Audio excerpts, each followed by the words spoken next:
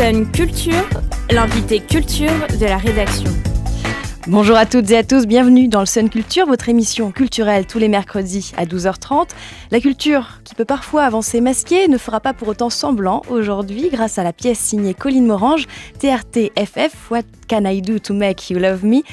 Pièce présentée au Théâtre Universitaire de Nantes du lundi 12 mars au jeudi 15 mars, TRTFF pour Tartuffe, sans les voyelles, clin d'œil au personnage de Molière, met en scène et explore le sentiment d'imposture. Suis-je légitime ? Suis-je bien à ma place ? Ce sont les interrogations que pose Colline Morange dans cette pièce théâtrale et dansée. Pour en parler, elle est avec nous. Bonjour Colline Morange. Bonjour. Alors pour commencer, je ne peux pas m'empêcher de vous demander, êtes-vous un imposteur ? Êtes-vous bien à votre place ? Telle est la question.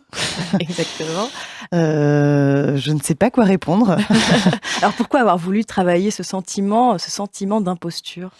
C'est quelque chose que j'ai pu expérimenter dans plein de situations dans ma vie. D'abord de manière cachée, mais depuis l'adolescence, je pense. Je pense que même en tant qu'enfant, on peut se sentir pas à sa place. Ça faisait longtemps que j'en parlais, enfin d'abord que je le vivais, puis ensuite que je me suis mise à en parler avec des gens. Il y a eu la découverte d'un livre, d'un essai de Belinda Cannon qui s'appelle Le sentiment d'imposture, et puis le fait d'en parler avec des amis ou d'autres collègues, et de me rendre compte qu'en fait que c'était un sentiment très très très partagé, mais qu'on évoquait très peu, parce que souvent celui qui se sent imposteur a peur que le fait qu'il l'évoque, ça révèle justement son imposture. Donc c'est une espèce de sentiment super complexe. Qui a été plus ou moins transformé en syndrome, mais les psys se battent un peu pour dire oui, c'est un syndrome, ça ne l'est pas. Mais bref, voilà, je trouvais que c'était quelque chose qui était assez partagé, pas beaucoup dit, pas beaucoup exprimé, et je trouvais ça intéressant du coup de travailler sur quelque chose qui ne se dit pas au théâtre. Et puis parce qu'en général, quand je choisis un sujet sur lequel je vais travailler, j'ai besoin d'être très concernée par ce sujet, ou que ce soit une vraie question ou quelque chose que j'ai vu de manière récurrente. Donc voilà, ça a été le choix du sujet. C'est un sentiment que vous avez ressenti au long de votre parcours, votre carrière aussi. Oui, mais pas que, en fait. C'est des choses que j'ai pu ressentir dans la vie affective, dans la vie intime, en famille aussi. Et que je pense que en faisant mes recherches là-dessus, parce que j'ai commencé à travailler là-dessus en 2015, chez Boom Structure à Clermont-Ferrand, tout de suite avec Heike Brückerhoff, qui est dramaturge dans la compagnie, qui est allemande, et qui a vraiment participé tout de suite à la recherche. Au départ, je m'étais dit que j'avais envie de travailler du coup sur le sentiment d'imposture et l'imposture aussi, pour faire le clin d'œil avec Molière, etc. Et puis très vite, en fait, on s'est recentré sur ce sentiment-là parce qu'on trouvait que c'était une problématique plus étrange et plus complexe, et que l'imposture, c'est quelque chose qui m'intéresse aussi, du coup, mais qui est beaucoup plus répandu, enfin, rien que parce qu'il y a Tartuffe de Molière.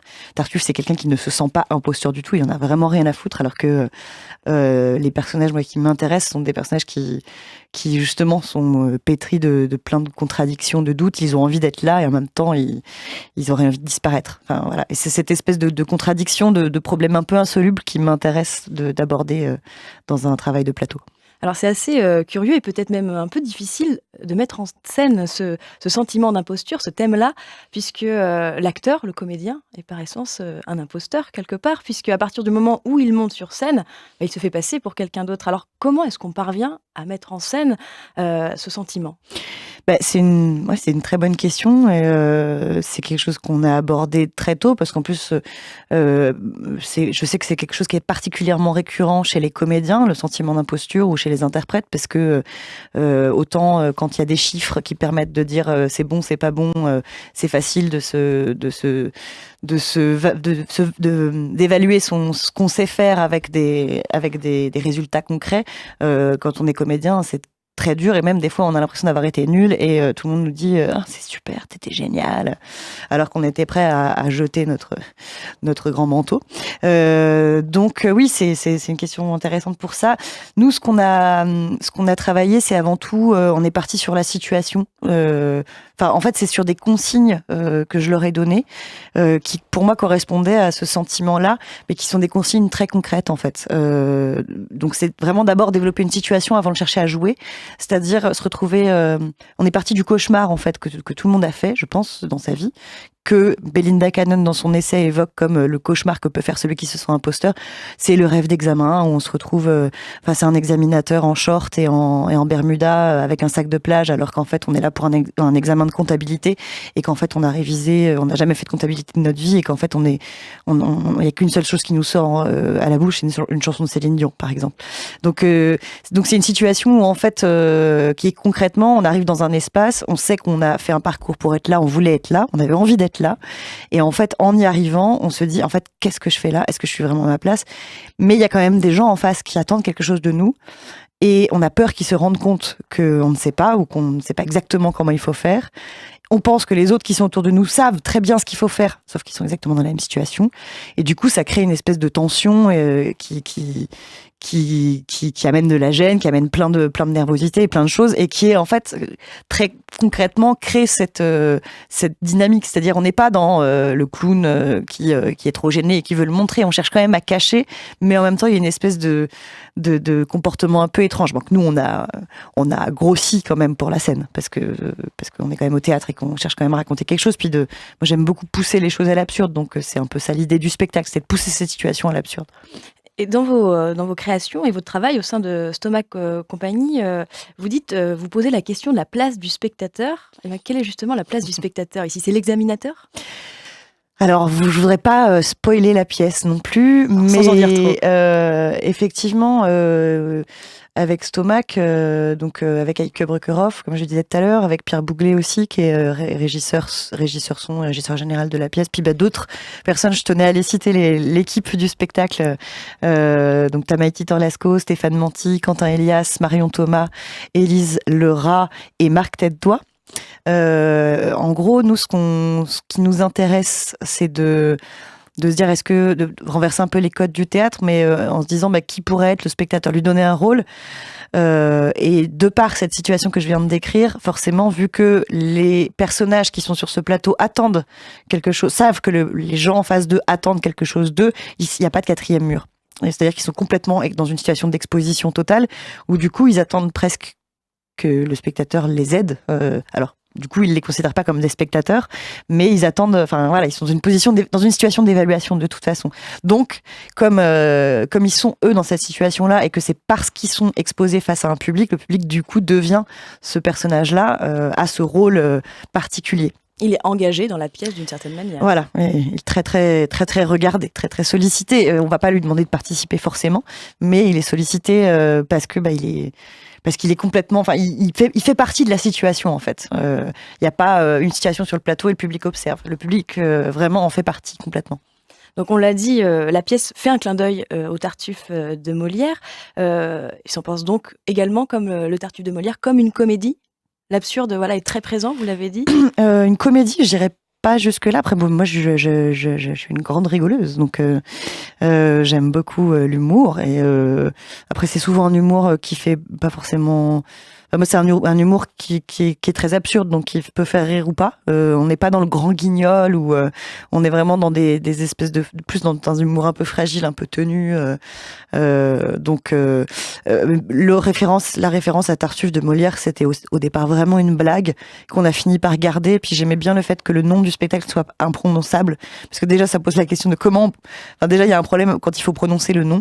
Et pour moi ça allait avec le tout, c'est-à-dire en tant que spectateur on est à cette place-là, mais est-ce qu'on est vraiment à notre place aussi. Enfin, il y a un peu cette question de même quand on prononce le titre du spectacle, on sait pas trop si c'est ça qu'il faut faire. Et du coup je trouvais ça assez rigolo.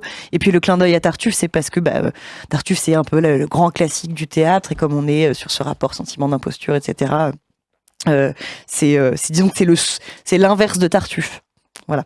D'accord. Donc on n'est pas dans le grand comique. Voilà. Pas dans le grand comique, mais il y a une place donnée à l'absurde quand même.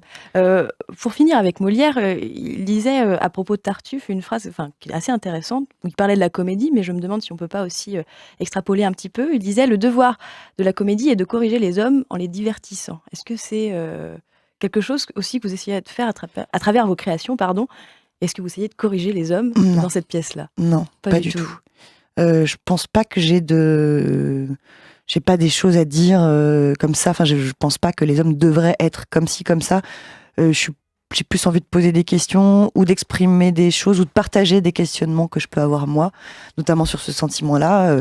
Est-ce que c'est juste un problème psychologique de certaines personnes ou est-ce que ce serait pas la société telle qu'elle fonctionne aujourd'hui qui amène ça?